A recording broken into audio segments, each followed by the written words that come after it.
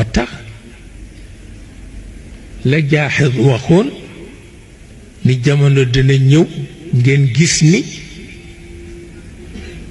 l'humanité ci boppam mooy tricher avec l'humanité, c'est-à-dire les hommes avec les femmes, les adultes avec les jeunes, les puissants avec les faibles, les vivants avec les morts. Et c'est beaucoup plus grave.